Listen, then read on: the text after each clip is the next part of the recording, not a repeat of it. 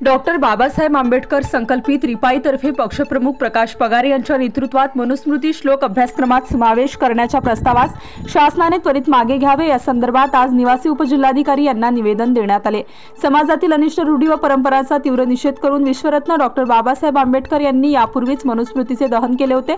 Doctor बाबासाहेबांनी महाड येथे या जुलमी व जाचोकटींचा जाहीर निषेध देखील केला होता।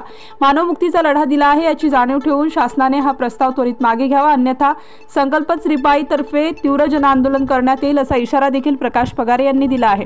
या प्रसंगी पक्षप्रमुख प्रकाश पगारे, सामाजिक कार्यकर्ते किशोर गांगुर्डे, जिल्हाध्यक्ष शंकरराव जाधव, संजय बाबा सानप, उत्तर महाराष्ट्र संपर्क प्रमुख जिल्हाध्यक्ष रेखाताई शेलार, सामाजिक कार्यकर्ते अशोक हांडगे, जिल्हा सरचिटणीस नवनाथ काळे, जिल्हा उपाध्यक्ष शंकरराव काळे, तर महाराष्ट्र जिल्हाध्यक्ष चंद्रकला बोरुडे, शकील भाई शेख, उमेश अहिरे आदींसह कार्यकर्ते मोठ्या संख्येने उपस्थित होते।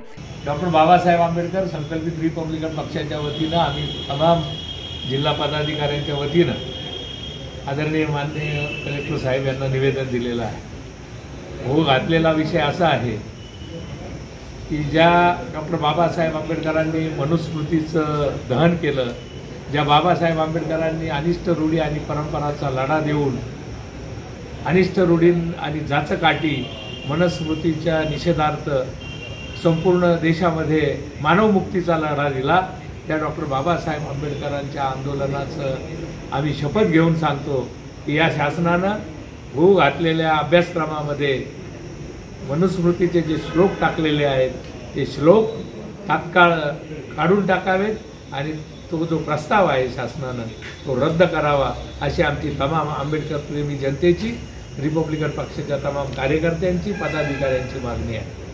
आणि हे तात्काळ जर हा प्रस्ताव शासनानं काढला नाही, मनुस्मृतीचा अभ्यास आणि श्लोक जर अभ्यासक्रमामध्ये जर टाकला तर आंबेडकरी जनता पेटून उठल्याशिवाय राहणार नाही। मी शासनाला इशारा देतो की येत्या 10 दिवसामध्ये हा प्रस्ताव मागे घेऊन तात्काळ निर्णय द्यावा ही आमची तमाम आंबेडकरी चळवळीतील कार्यकर्त्यांची, पदाधिकाऱ्यांची मागणी आहे। स्टार न्यूज साठी मोहसिन पठाण, नाशिक।